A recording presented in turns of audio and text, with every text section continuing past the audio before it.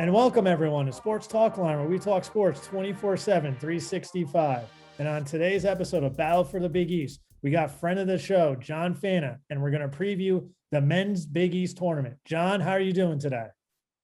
Tom, I'm doing well. It's always fun to join you. It is the best week of the year in my book. I cannot wait to get back inside Madison Square Garden.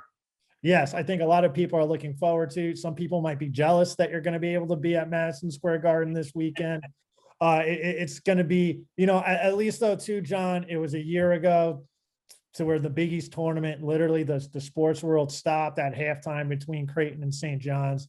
I think I'm just glad we're having a full tournament and we're getting ready to go. But when we're talking about the Big East tournament, especially right now, we got to start off with the Creighton Blue Jays. Coach McDermott, he made some comments, they're all throughout the media. How do you think that's going to impact the Creighton men's basketball team leading into the Big East tournament and going forward? Well, I think that it is helpful for their team morale, their team mentality, that they were able to get the senior day win over Butler. Marcus Zegarowski, great in that game. And Creighton was able to really get into that offensive rhythm that we know them for, get confident, and just getting a win going into the Big East tournament can change a team's mentality no matter what you're doing. This is a great Creighton team. They have the pieces to be the Big East champions. But what we're all waiting for is whether or not Greg McDermott will be coaching this week. I think that it is really it is a very, very just weird situation, strange circumstances, unlike anything that we've really seen.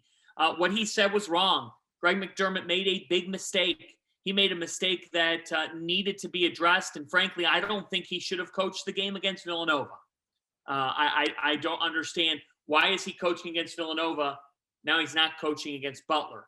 That doesn't make a whole lot of sense to me. So that creates the dynamic, Tom, of if you have him coach this week, is it too soon? Does it create more distractions? Because we already know it's going to be a distraction.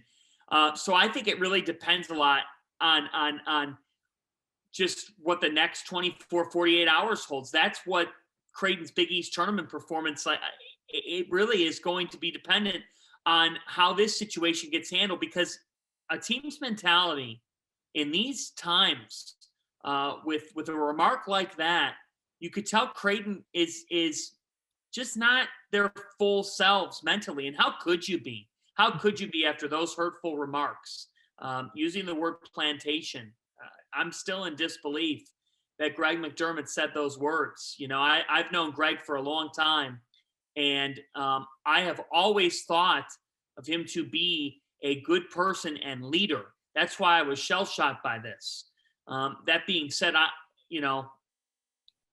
I'm very hopeful, because I'm an optimistic person, Tom, that Greg McDermott, he made a massive mistake, but that I hope that this doesn't end up defining him as a person, because that's really, it's gravitating stuff. So this is going to be a really interesting week for Creighton. There's a lot going on off the court.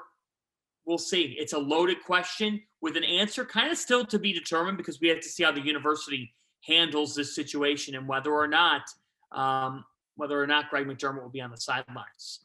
Yeah, John, you bring up several good points about what's happened, and you actually have had interactions with Coach McDermott. I've just seen him from afar, and I really think when Creighton makes a decision on this, I do believe the players' opinions. The Creighton players, they released a video before the game. They released it on the Twitter. I saw it on social media. It's very powerful. It's under 2 minutes, and it expresses how the players felt. I really think before any decision is made by Creighton University, they should look at how did the basketball players who heard this comment in real time react to it. I think that is something that needs to be taken into consideration before anything else goes forward, because they do have a relationship with the coach. And it's a very complex situation, to say the least. And it's very difficult to find a right answer. And I think everyone's struggling with that. But speaking about, going from off the court to, I guess, on the court issues, the Villanova Wildcats. Usually a lot of people call the Big East tournament their coronation.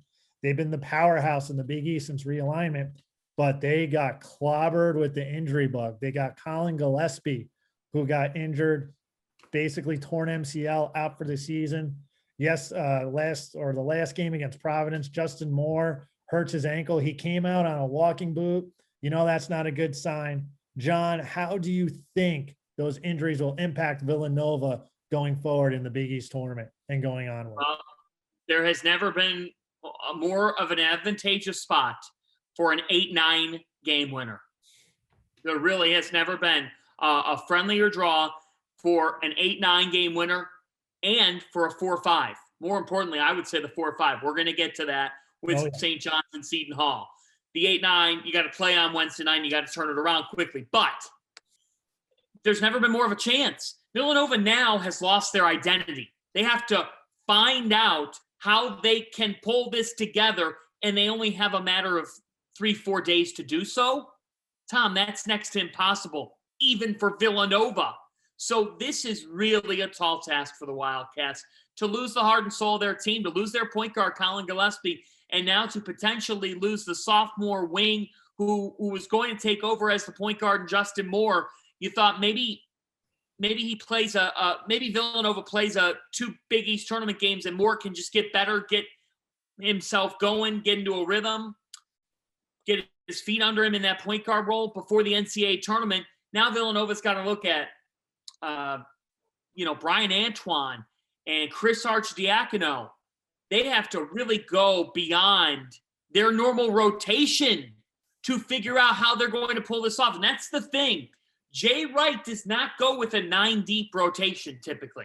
It's not like he's going 9 or 10 deep like some other coaches, like a Mike Anderson has. It's just how Villanova goes about it. When you have 6 or 7 great players, you don't need to go 8 or 9 deep. So now Villanova, they have a high level of unknown.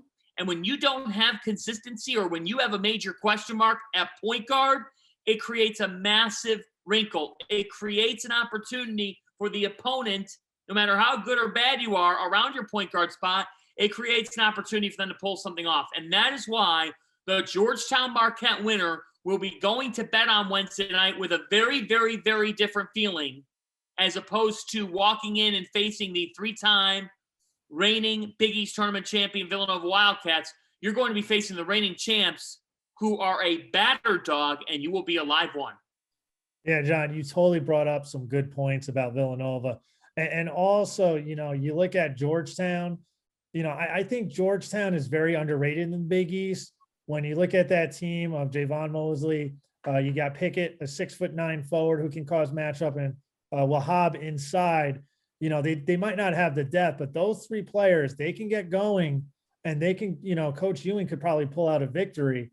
And that, I think too, that size from Georgetown, and you can also throw Marquette in there with Dawson Garcia, and DJ Carton is starting to step up since that win against North Carolina.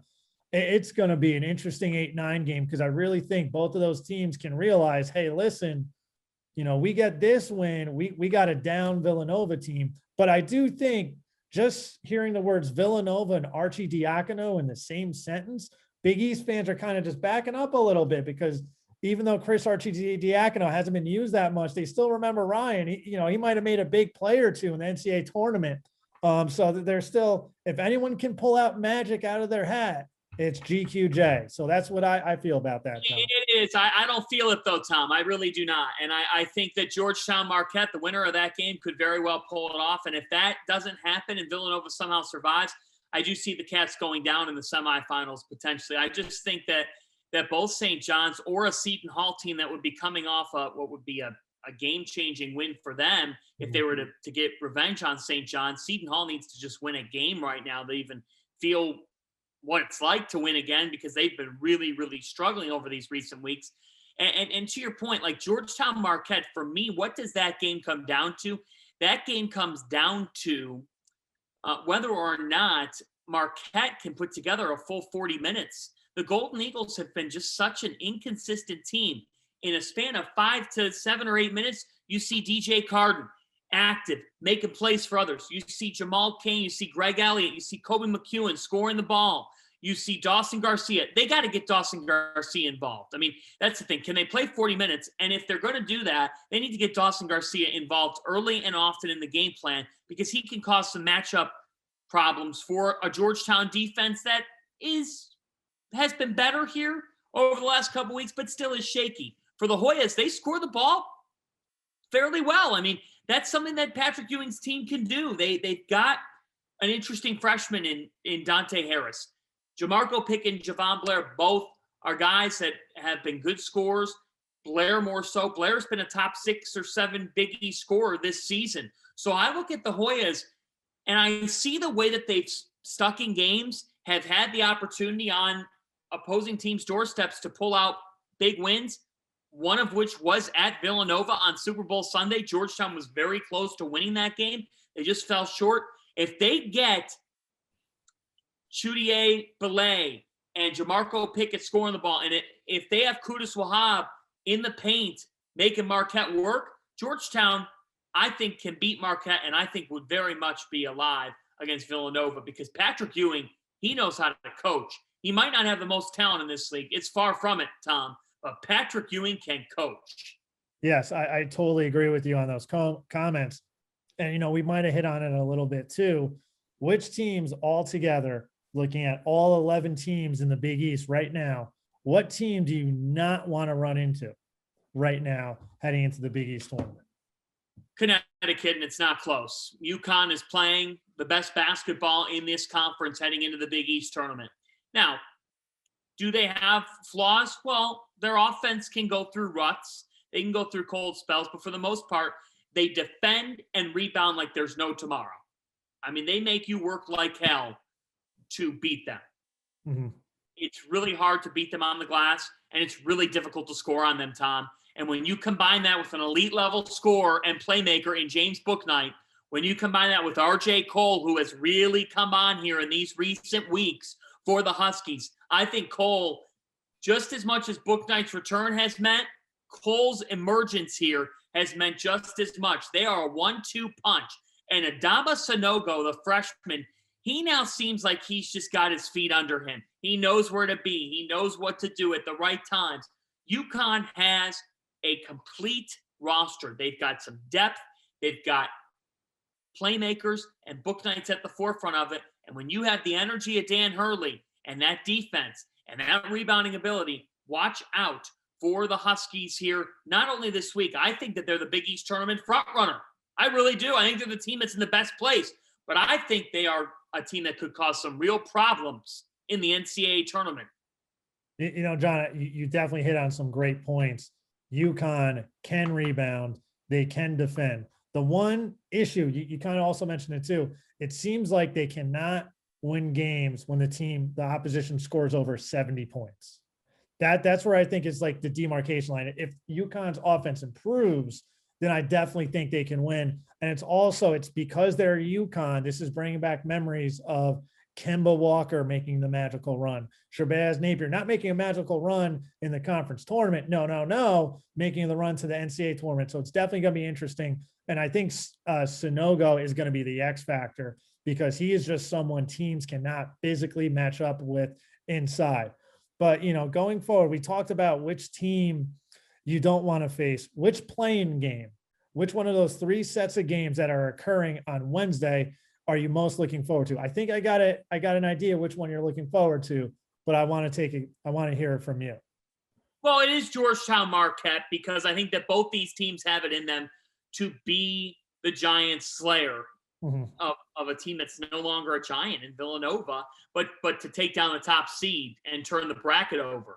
Mm-hmm. So I look at Georgetown and I see a team that plays hard, that has a legit big man presence in Qudus Wahab, that has guard play from Javon Blair and Dante Harris, and they've got an awareness of what they're doing. Chudier Belay, this transfer, who was immediately eligible, ready to go for Georgetown, didn't show us in the first part of the season what he's showing us now, Tom, and that is a shooting ability, that is a finishing ability. So for the Hoyas, I like the fact that they've got some different sources of scoring, and I really like the fact that their defense has taken some steps forward over the last couple of weeks. For Marquette, they've been a team that in the big games has surprised us a bit. They beat Wisconsin. They went to Creighton and won. They went to North Carolina and won. Maybe the Big East tournament at Madison Square Garden is where they could find their mojo. Again, bright lights. Yeah, there won't be people in the stands, but that actually might benefit Marquette because when they face a Northeast team at MSG, that Northeast team, typically you can feel their fans' presence a little bit more than Marquette because those people will be coming all the way from Milwaukee, Wisconsin. So for Marquette, look, Carton is a high wire guard. This guy is a really good playmaker. And man, does he have hops. He has put together some of the best dunks of this season, that's for sure. I think for the Golden Eagles, it comes down to, are they going to defend? You know, if they play defense, then Steve Wojciechowski's team is going to have a chance here. But the Georgetown Marquette game is obviously the most compelling one, but don't count on Xavier and Butler. Look, Xavier needs to win. There's no ifs, ands, buts about it. If they're going to find any way to make a case to the selection committee, it's small now. It's shrunk because you got swept at Georgetown and at Marquette. I thought they had to win one of these games this week. They did not. They got to beat Butler. They have got to beat Butler because then they would face a Creighton team that they were close with and then beat. They match up well with Creighton. They beat Creighton in Cincinnati just a few weeks back. For Xavier, they got to beat Butler.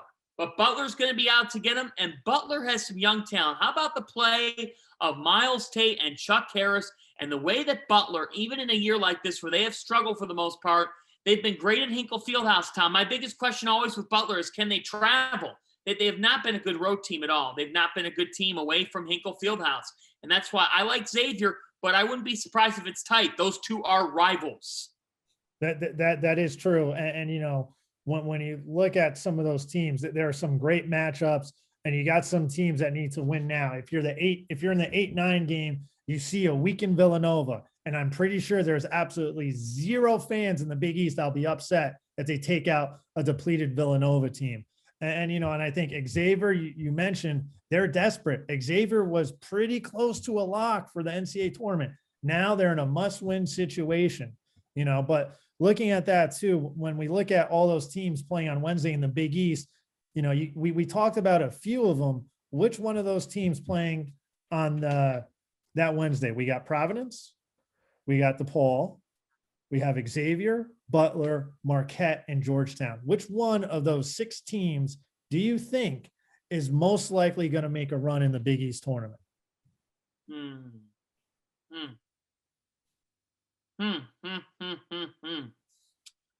I never thought I'd make John Fanta speechless about basketball. This is a crowning achievement for me. That this is something Yeah, it's a great question. I'm going to go with Georgetown. Okay. I just have a gut feeling about the Hoyas, and I think they've played well and have been in situations. I think the winner of that 8-9 game has got to feel the best on anybody. You know, Providence, it wouldn't shock me to see Ed Cooley Magic, Tom, but I just can't see UConn losing their first Big East tournament game. I think UConn's just flat out better than Providence, and it's going to show. You know, they're going to be able to be rested. They really commanded Providence in stores. I think the energy of the Garden. I like the way that UConn's constructed for this. I think Georgetown's a team that could do it. They were in it with Villanova earlier this year. Actually, they had a huge halftime lead on the Wildcats in D.C. in the first meeting between the two teams on conference opening night this season. People might forget Georgetown has matched up really, really well with Villanova. I think Ewing will have his guys ready. I like the Hoyas. Yeah, I think I believe that's the first game to tip off Georgetown and Marquette. And man, I think it's going to be a barn burner. And also when you look at Georgetown, if you look at that 4-5 game between Seton Hall and St. John's, you know, if they face St. John's, Georgetown has been a matchup nightmare for St. John's. And that could be something too, where Patrick Ewing always finds a way usually to beat St. John's. He used to always do it when he played at Georgetown. Now he's been able to do it when he's coaching at Georgetown. You know, but before we go off, you know, we kind of feel right now there are 3 locks for NCAA tournament bids in the Big East. UConn's a lock, Creighton's a lock, and no matter, you know, the injuries with Villanova, Nova is also a lock. Okay. Which one of those, you know, outside of those 3 teams, is there a bid stealer in the Big East Conference tournament, that a team that's going to come in and grab that spot. And maybe, could we get a team that goes from not even on the bubble to cutting down the nets at Madison Square Garden, or even making it to the championship game, which all of a sudden, impacts the metrics for the whole league? What do you say, John? Is there going to be a Cinderella this year from either the 4th seed or below that can cut down the nets at Madison Square Garden? Yeah, I do think there's going to be a Cinderella this year, Tom. I think that the winner of the Seton Hall St. John's game is going to be the team that could be that bid stealer. In fact, I will say this right now. If St. John's gets to the Big East championship game, they deserve to be in the NCAA tournament. I understand that they lost to DePaul at home, but the Johnnies have put together a great body of work outside of that game. And I know, again, you could say to me, John, that's a huge blemish. The fact is St. John's has been an NCAA tournament team outside of that blip for the better part in the last 2 months. And in a pandemic season, you cannot solely go off the metrics and determine whether or not a team belongs in the tournament. You cannot tell me that what we've seen from St. John's isn't worthy of the tournament, especially since they've been able to sustain it for the most part. Did they lose to DePaul at home? Yes. Is it a backbreaking loss? Yes. Last time I checked, backbreaking doesn't mean you're dead. St. John's is still alive. I think if they make the Big East Finals and put together a competitive effort, the committee needs to take a hard look at the Red Storm. If Posh Alexander's healthy, I think they're going to make the championship game. I mean, that's the biggest thing. But the way that they defend, the depth that they possess, it doesn't have to be any one guy who scores the ball well for them. St. John's has a versatility about them. They're incredibly well coached by the guy that I think should be the Big East Coach of the Year in Mike Anderson. He's done an amazing job in turning this program around. But I think St. John's quarterfinal game could be harder than their semifinal game. And I say that, Tom, because Seton Hall is going to come out ready to play this game. They're a well-coached team. They were up 18-0 on St. John's. They just couldn't figure out how to sustain that. The Garden's a different vibe. I know St. John's is familiar, but Seton Hall's had success at Madison Square Garden. I expect the Pirates to come out with an edge. It's the conference tournament. If you're not getting up for this, I don't know what you're getting up for. So I expect that to be an absolute war at 3 Eastern time on Thursday between the rivals, meeting just 5 days after they met in Queens. John, being a St. John's fan, the one thing I know about the Seton Hall St. John's game at Madison Square Garden, they are rock fights. They can go to overtime. Even when Chris Mullen had that 1-win Big East team, they almost were able to pull out a victory against the Isaiah Whitehead-led Seton Hall team. I definitely expect, and it's also, if you're St. John's, as great as you're playing, you got 2 conference wins without Posh Alexander, which I wonder if the NCAA tournament's going to look at that, be like, wait a minute, they're without their best defender, and they had convincing wins. St. John's, you could probably say, is close to one of the deepest teams in the Big East right now. They are playing great.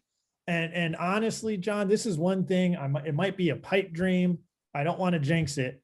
I would love to see UConn versus St. John's in the Big East tournament final and see Posh Alexander guard James Bouknight for a full 40 minutes at the Garden for the Big East championship.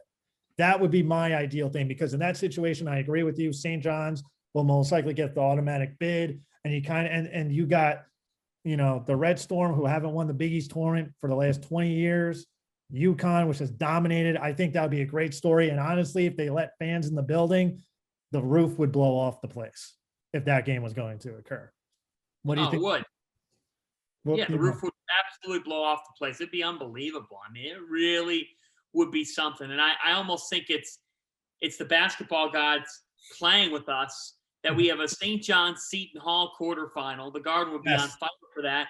Yes. And then we have a situation where on Thursday night we could see a UConn Providence game. Those 2 teams do not like each other at all. Those 2 coaches do not like each other. So you wish that you had a packed house in due time.